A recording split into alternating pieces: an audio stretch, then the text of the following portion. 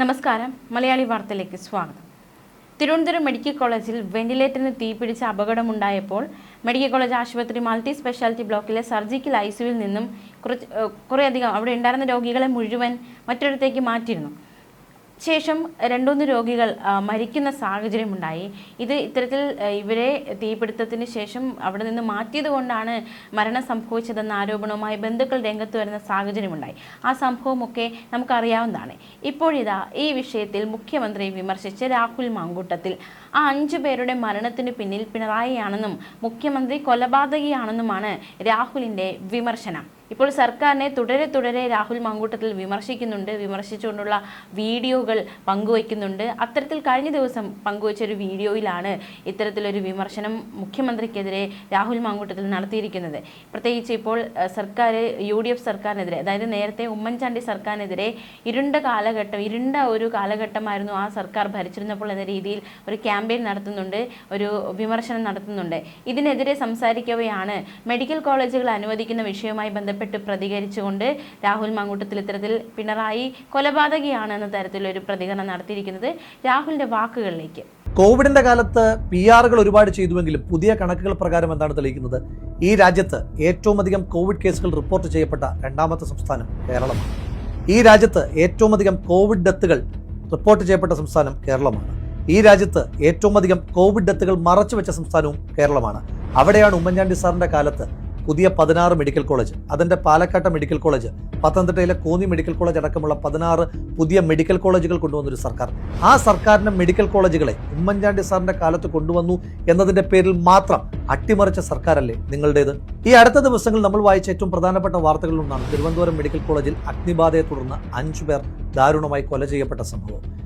അഗ്നിബാധ ഉണ്ടായപ്പോൾ പെട്ടെന്ന് മറ്റൊരു മെഡിക്കൽ കോളേജിലേക്ക് ഷിഫ്റ്റ് ചെയ്യുവാൻ പറ്റിയിരുന്നുവെങ്കിൽ ആ രോഗികൾ കൊല്ലപ്പെടുമായിരുന്നില്ല. തിരുവനന്തപുരത്ത് ഉമ്മൻചാണ്ടി സാറിന്റെ കാലത്ത് 2ാമത്തെ മെഡിക്കൽ കോളേജ് കൊണ്ടുവന്നതാണല്ലോ. അതിന്റെ കെട്ടിടത്തിന്റെ നിർമ്മാണവും അതുപോലെ തന്നെ ഇന്ത്യൻ മെഡിക്കൽ കൗൺസിലിന്റെ അംഗീകാരവും എല്ലാം പൂർത്തീകരിച്ചിട്ടും ഉമ്മൻചാണ്ടി സാർ കൊണ്ടുവന്നു എന്നതിന്റെ ഒറ്റ കാരണം പറഞ്ഞുകൊണ്ട് അത് തുറന്നു കൊടുക്കാത്ത സർക്കാരല്ലേ പിണറായി വിജയന്റെ സർക്കാർ? നിങ്ങളല്ലേ ആ 5 കൊലപാതകങ്ങൾക്ക് ഉത്തരവാദികൾ? ഈ സർക്കാരിൻ്റെതായ ഏറ്റവും പ്രധാനപ്പെട്ട അവകാശവാദം നാഷണൽ ഹൈവേ ആണ്. തള്ളൊക്കെ കേട്ട് കഴിഞ്ഞാൽ നമ്മൾ വിചാരിക്കും പാറശാലയ്ക്ക് അപ്പുറവും മഞ്ചേശ്വരത്തിന് ഇപ്പുറവും ദേശീയപാതയില്ല, ഈ കേരളത്തിൽ മാത്രമേ ഉള്ളൂ എന്ന്. ദേശീയപാത നിർമ്മാണത്തിൽ സംസ്ഥാന സർക്കാരിന് യാതൊരു പങ്കുമില്ല. ആ മുതൽ ക്ഷ വരെ ചെയ്യുന്നത് നാഷണൽ ഹൈവേ അതോറിറ്റി ഓഫ് ഇന്ത്യയാണ്. ഇതെന്റെ വാക്കുകളല്ല. 22/5/2025 ഹൈവേ തകർന്നപ്പോൾ കേരളത്തിന്റെ മുഖ്യമന്ത്രി ശ്രീ പിണറായി വിജയൻ പറഞ്ഞ വാക്കുകളാണ്. ഊളിമാട് പാലം തകരുമ്പോൾ കാറ്റിന്റെ കുഴപ്പം, കരാറുകാരന്റെ കുഴപ്പം. ചെറിയൊരു കലിങ്ക് കെട്ടിയാൽ എന്റെ റിയാസിന്റെയും ക്രെഡിറ്റ് എന്ന് പറയുന്ന കേരളത്തിന്റെ മുഖ്യമന്ത്രിയുടെ തന്നെ വാചകങ്ങളാണിത്. നാഷണൽ ഹൈവേയുമായി ബന്ധപ്പെട്ട് നിങ്ങൾ പറയുന്ന മറ്റൊരു പ്രധാനപ്പെട്ട ആർഗ്യുമെന്റ്, ഈ സർക്കാരിന്റെ കാലത്താണത്രേ ഭൂമി ഏറ്റെടുക്കുവാൻ കഴിഞ്ഞത്. മുൻ സർക്കാർ അത് പൂട്ടിപ്പോയിരുന്നു അത്രേ. യാഥാർത്ഥ്യം എന്താണ്? 2013 ശ്രീ മൻമോഹൻ സിംഗ് ഇന്ത്യയുടെ പ്രധാനമന്ത്രിയായിരിക്കുമ്പോഴാണ് ഈ ഭൂമി ഏറ്റെടുക്കലുമായി ബന്ധപ്പെട്ട് ന്യായമായ കോമ്പൻസേഷൻ കൊടുക്കുന്ന പുതിയ ഒരു നിയമം ഈ രാജ്യത്ത് കൊണ്ടുവരുന്നത്. അതിന്റെ ചുവട് പിടിച്ചുകൊണ്ട് 2014 തൊട്ട് ഇങ്ങോട്ടാണ് ന്യായ വില കിട്ടി തുടങ്ങിയത്. അതിന്റെ അടിസ്ഥാനത്തിലാണ് ആളുകൾ ഭൂമി കൊടുക്കുവാൻ തയ്യാറായത്. ഇനിയൊന്ന് പറയട്ടെ, കോഴിക്കോട് അടക്കം പാലക്കാട് അടക്കമുള്ള പ്രദേശങ്ങളിൽ ദേശീയ ഹൈവേക്കെതിരായിട്ട് ഏറ്റവും അധികം സമരം ചെയ്തതാരാണ്? നിങ്ങളല്ലേ. ദേശീയ ഹൈവേക്കെതിരായിട്ട് സമരം ചെയ്ത മുരളിയെ ഗുരുവായൂർ ദേവസ്വം ബോർഡിന്റെ ചെയർമാനാക്കിയ പാർട്ടിക്കാരല്ലേ നിങ്ങൾ? ഈ സർക്കാരിന്റെ മറ്റൊരു നേട്ടമായി പറയുന്നത് ഗെയിൽ വാതക പൈപ്പ് ലൈൻ നടപ്പിലാക്കിയെന്നാണ്. ഗെയിൽ ഭൂമിക്കടിയിലെ വാതക ബോംബ് എന്ന് മുദ്രാവാക്യം വിളിച്ച് സമരം ചെയ്ത P. രാജീവാണെന്ന് കേരളത്തിന്റെ വ്യവസായ മന്ത്രി എന്നുകൂടി ആലോചിച്ചിട്ട് വേണം സർക്കാർ അങ്ങനൊരു അവകാശവാദം ഉന്നയിക്കാൻ. രാജീവിനെ പറ്റി പറഞ്ഞപ്പോഴവർക്ക് ഈ സർക്കാരിന്റെ മറ്റൊരു പ്രധാനപ്പെട്ട നേട്ടമായി പറയുന്നത് കേരളത്തിൽ കഴിഞ്ഞ 5 വർഷക്കാലം കൊണ്ട് 5 ലക്ഷം പുതിയ സംരംഭങ്ങൾ തുടങ്ങിയെന്നാണ്. അതിന്റെ കണക്ക് നമുക്ക് നോക്കാം. കേരളത്തിൽ ആകെയുള്ളത് 941 ഗ്രാമപഞ്ചായത്തുകളാണ്. അങ്ങനെ നോക്കുമ്പോൾ ആകെ 5 ലക്ഷം വ്യവസായ സംരംഭങ്ങൾ വരണമെങ്കിൽ ഒരു പഞ്ചായത്തിൽ 531 പുതിയ സംരംഭങ്ങൾ തുടങ്ങണം. ഇനി നിങ്ങൾ പറയൂ, നിങ്ങളുടെ പഞ്ചായത്തിൽ ഈ 5 വർഷം കൊണ്ട് വന്ന പുതിയ ആ 531 വേണ്ട, 500 വേണ്ട, 200 പുതിയ സംരംഭങ്ങളുടെ ലിസ്റ്റ് നിങ്ങൾക്കൊന്ന് പറയാൻ കഴിയുമോ? വിലക്കയറ്റത്തെ പിടിച്ചു നിർത്തിയെന്നാണ് നിങ്ങൾ പറയുന്ന മറ്റൊരു അവകാശവാദം. 2016 1 കിലോ അരിയുടെ വിലയും 2026 1 കിലോ അരിയുടെ വിലയും തമ്മിൽ താരതമ്യപ്പെടുത്തുമ്പോൾ 30 രൂപയുടെ വ്യത്യാസമെങ്കിലും ഏറ്റവും ചുരുങ്ങിയതുണ്ട് എന്ന് മനസ്സിലാക്കിയിട്ട് വേണം വിലക്കയറ്റത്തെ പറ്റി ബാക്കിയുള്ള റോക്കറ്റ് സയൻസുകളെല്ലാം നിങ്ങൾ പറയാനായിട്ട്. ഈ സർക്കാരിന്റെ കൊള്ളരുതായ്മകൾ പറയാനാണെങ്കിൽ ഒരു വലിയ പട്ടിക തന്നെയുണ്ട്. പറയാനൊരു ദിവസമൊന്നും മതിയാകാതെ വരും 10 വർഷത്തെ ദുരിത ജീവിതം. പക്ഷെ അത് പറയേണ്ടുന്ന കാര്യമില്ല.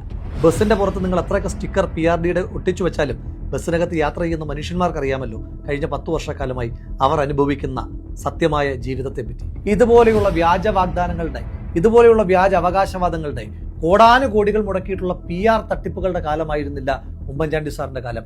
നിങ്ങൾ എത്ര വേട്ടയാടിയിട്ടും, നിങ്ങൾ എത്രയൊക്കെ കടന്നാക്രമിച്ചിട്ടും ഈ നാടിന്റെ വികസനത്തിന് വേണ്ടി, ഈ നാടിന്റെ ക്ഷേമത്തിന് വേണ്ടി, ഈ നാട്ടിലെ മണ്ണിനെയും മനുഷ്യനെയും ചേർത്ത് പിടിക്കുവാൻ വേണ്ടി തന്റെ ജീവിതം മാറ്റിവെച്ച ആ മനുഷ്യനെ പറ്റി ആ കല്ലറയിൽ എഴുതിയിരിക്കുന്ന വാചകം മാത്രമേ ഓർമ്മപ്പെടുത്തുവാനുള്ളൂ. സത്യമായും ആ മനുഷ്യൻ നീതിമാനാണ്. എന്തായാലും അതിരൂക്ഷമായ വിമർശനമാണ് രാഹുൽ മാങ്കൂട്ടത്തിൽ മുഖ്യമന്ത്രിക്കെതിരെ ഉന്നയിച്ചിരിക്കുന്നത്. മെഡിക്കൽ കോളേജിലെ സർജിക്കൽ ഐസിയുവിൽ വെന്റിലേറ്റർ പൊട്ടിത്തെറിച്ചാണ് തീപിടുത്തം ഉണ്ടായത്. തീപിടുത്തം ഉണ്ടായ ദിവസം ചികിത്സയിലുണ്ടായിരുന്ന 5 രോഗികളാണ് പിന്നീട് മരിച്ചത്. ഇവരുടെ മരണത്തിൽ ഈ തീപിടുത്തവുമായി ബന്ധമുണ്ടെന്ന ആരോപണം ഉയർത്തിയാണ് ബന്ധുക്കളടക്കം രംഗത്ത് വന്നത്. തീപിടുത്തമാണ് മരണകാരണമെന്നായിരുന്നു ആരോപണം.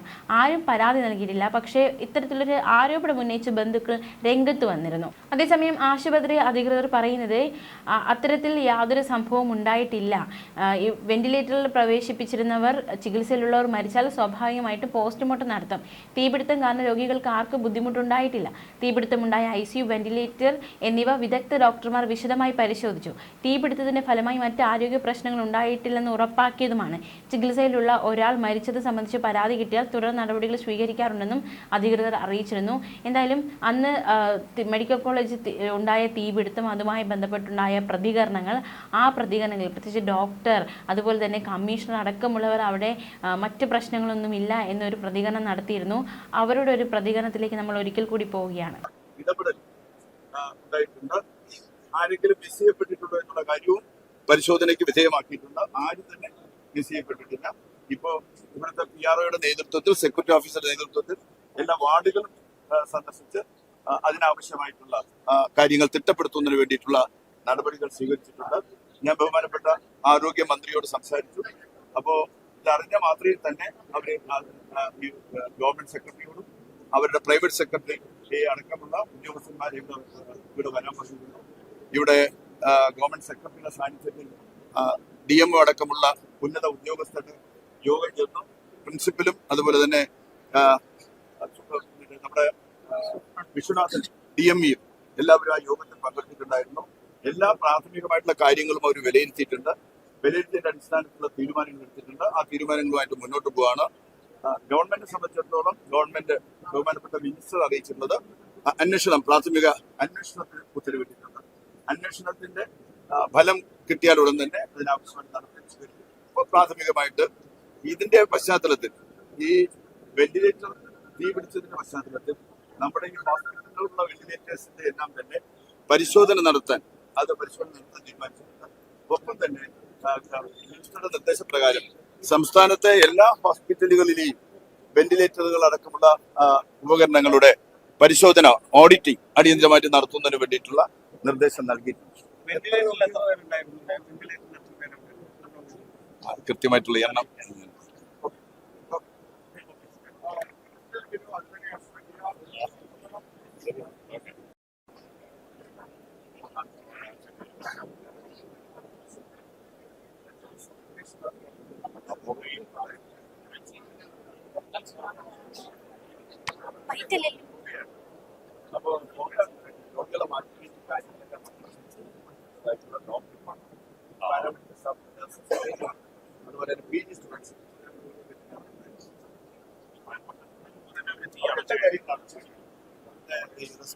സിസ്റ്റം ഉണ്ട്. ആ സിസ്റ്റം ഫലപ്രദമായിട്ട് പ്രവർത്തിക്കുന്ന സിസ്റ്റമാണ്. പ്രവർത്തിപ്പിക്കാനായിട്ട് നമുക്ക് അറിയുകയും ചെയ്യാം. തീപിടുത്തം ഉണ്ടായിട്ടില്ല, പുകയുണ്ടായി. ആ പറയുന്ന പർട്ടിക്കുലർ ആയിട്ടുള്ള അതിലവരെന്നെ കാണിച്ചു തന്നത് അതിനകത്ത് അവിടെ ഒരു പ്ലഗ് ഉണ്ട്. ആ പ്ലഗ് പോലും കേടായിട്ടില്ല. തീ പിടിച്ചാൽ സ്വാഭാവികമായിട്ട് പ്ലഗ് കത്തിപ്പോകേണ്ടതാണ്. പ്ലഗ് പോലും കേടായിട്ടില്ല. ആ പർട്ടിക്കുലർ വെന്റിലേറ്റർ ഉണ്ടല്ലോ, ആ വെന്റിലേറ്റർ മാത്രമാണ്, ആ ഒരു പർട്ടിക്കുലർ വെന്റിലേറ്റർ മാത്രമാണ്. ഫസ്റ്റ് ഫ്ലോറിലുള്ള പേഷ്യൻസ് എല്ലാം മാറ്റിയിട്ടുണ്ട്. മറ്റു ICUs മാറ്റിയിട്ടുണ്ട്. എല്ലാവരും സേഫാണ്. വേറെ ഇഷ്യൂസ് ഒന്നുമില്ല. ഒരു വെന്റിലേറ്ററിൽ ഫയർ ഇൻസിഡന്റ് സംഭവിച്ചിട്ടുണ്ട്. അത് ഇലക്ട്രിക്കൽ എഞ്ചിനീയേഴ്സ് ഉണ്ട്, ഇലക്ട്രിക്കൽ ഇൻസ്പെക്ടറേറ്റിലുള്ള ഒഫീഷ്യൽസ് ഉണ്ട്. അതിന്റെ വയറിങ് മറ്റു കാര്യങ്ങളെല്ലാം പരിശോധിക്കുന്നുണ്ട്. മറ്റു ഫ്ലോർസ് എല്ലാം ഇപ്പോൾ വേറെ പ്രശ്നങ്ങളുണ്ടെന്നാണ് അവർ എന്നോട് പറഞ്ഞത്. എനിവേ അവർ പരിശോധിച്ചു കൊണ്ടിരിക്കുകയാണ്. പേഷ്യൻസ് എല്ലാം സേഫാണ്. ആ ഫയർ ഇൻസിഡന്റ് നടന്നപ്പോൾ നല്ല സ്മോക്ക് ഉണ്ടായിരുന്നു അവിടെ. പിന്നെ ഫയർ എക്സ്റ്റിങ്ക്വിഷേഴ്സ് എല്ലാം അവിടെ തന്നെ ഉണ്ടായിരുന്നു. പെട്ടെന്ന് തന്നെ അവിടുത്തെ മെഡിക്കൽ സ്റ്റാഫ് വേഗം റിയാക്ട് ചെയ്ത് അതെല്ലാം ക്ലോസ് ചെയ്തു. അതുകൊണ്ട് വേറെ വലിയ ഇഷ്യൂസ് ഒന്നും സംഭവിച്ചിട്ടില്ല. ഉടൻ തന്നെ പേഷ്യൻസ് എല്ലാം മറ്റു സ്ഥലങ്ങളിൽ അവരെല്ലാം സേഫ് ആണ്. വേറെ ഇഷ്യൂസ് ഇല്ല. സ്റ്റാഫ് 2 മെഡിക്കൽ സ്റ്റാഫ് മാത്രം സ്മോക്ക് ഇൻഹാൽ ചെയ്യുന്നുണ്ട്. ആ ഒരു ഡിസ്കംഫർട്ട് അത് അവിടെ ഒബ്സർവേഷനിലാണ്. വേറെ പ്രശ്നങ്ങളൊന്നുമില്ല. എല്ലാം അണ്ടർ കൺട്രോൾ ആണ്. വേറെ ഇഷ്യൂസ് ഇവിടെ എല്ലാ ഉദ്യോഗസ്ഥന്മാരുണ്ട്. ഇലക്ട്രിക്കൽ ഇൻസ്പെക്ടറേറ്റില് ഇലക്ട്രിക്കൽസ്, ഫയർ ഫോഴ്സ് എല്ലാം ഇവിടെ റവന്യൂ ഗ്രൂപ്പ് എല്ലാവരും ഉണ്ട്. അവരെല്ലാ കാര്യങ്ങളും പരിശോധിക്കുന്നുണ്ട്. എല്ലാം അണ്ടർ കൺട്രോൾ ആണ്. വേറെ ഇഷ്യൂസ്. Thank you. ഇന്ന് രാവിലെ നമ്മുടെ മൾട്ടി സ്പെഷ്യാലിറ്റി ബ്ലോക്കിൽ ഏകദേശം 8:55 ഫസ്റ്റ് ഫ്ലോർ സർജിക്കൽ ICUവിൽ ഒരു തീപിടുത്തൽ ഉണ്ടായി. അതിന്റെ കാരണം അത് അവിടുത്തെ ഒരു വെന്റിലേറ്റർ അത് ബർസ്റ്റ് ആയി.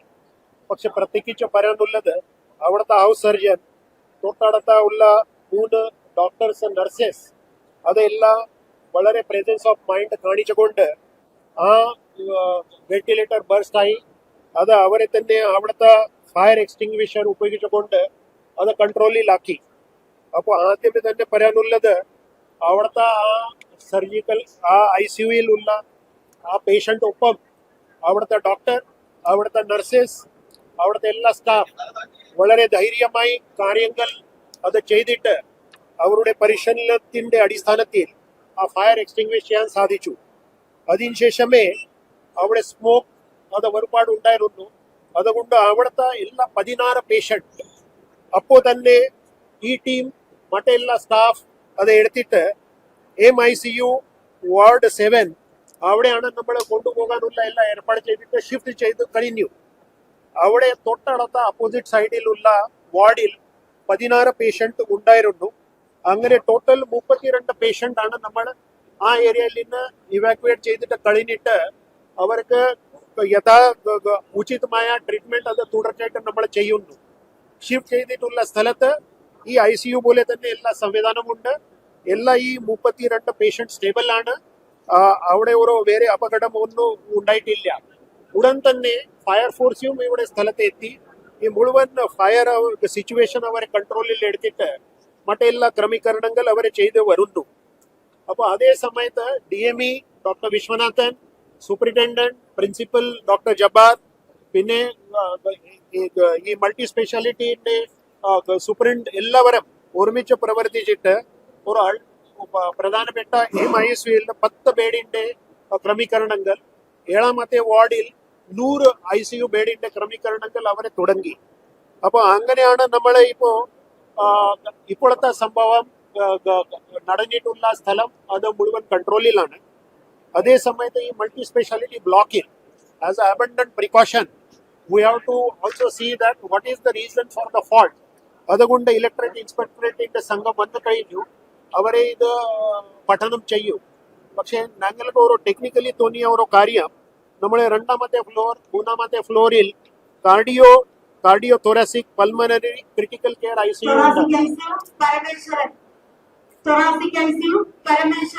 അവിടെ ഏകദേശം 63 പേഷ്യൻ്റ് ഉണ്ട്. ആ 63 പേഷ്യൻ്റെയും നമ്മൾ ആസ് അബണ്ടന്റ് പ്രിക്കോഷൻ ഈ 7-8 വാർഡിൽ having all the same facility of ICU അവിടെ നമ്മൾ ഷിഫ്റ്റ് ചെയ്തിട്ട് അവരുടെ ചികിത്സ തുടരും. അങ്ങനെ നമ്മൾ എല്ലാ ക്രമീകരണങ്ങൾ ചെയ്തിട്ടുണ്ട്. ഇലക്ട്രിക് ഇൻസ്പെക്ടറേറ്റ്, ഞാൻ പവർ സെക്രട്ടറിയോട് സംസാരിച്ചു. ഇലക്ട്രിക് ഇൻസ്പെക്ടറേറ്റിന്റെ സംഘം അത് ഇവിടെ മാത്രമല്ല, പക്ഷെ നമ്മൾ മുഴുവൻ എല്ലാ ജില്ലയിലുള്ള medical colleges preventive technical analysis ചെയ്യാൻ വേണ്ടി പറഞ്ഞിട്ടുണ്ട്. അത് ഏതാണ്ട് ദിവസത്തിൽ അവരെ പൂർത്തീകരിക്കും. അതിനുശേഷമേ അവരെ DH and GHലും ടെക്നിക്കൽ ഓഡിറ്റ് കംപ്ലീറ്റ് ചെയ്യും. അതാണ് നമ്മൾ എല്ലാം ചെയ്തിട്ടുണ്ട്. My request to all, and I must appreciate the presence of mind of the doctor and the nurses who were working in the ICU and all those other bystanders who has helped us in this coordination. So ഇത്രയുമാണ് എനിക്ക് പറയാനുള്ളത്. അല്ല, staff ആർക്കും ഒരു casualty ഇല്ല, എല്ലാവരും stable ആണ്. അതുകുറിച്ച് ഈ സംഭവം സംബന്ധിച്ച് അവർക്ക് ഒരു ഫസ്റ്റ് റിയാക്ഷൻ ആയിട്ട് കുറിച്ച് അവർക്ക് ആശങ്ക ഉണ്ടായിരുന്നു. പക്ഷെ all of them are stable. That is a happy news for all of us.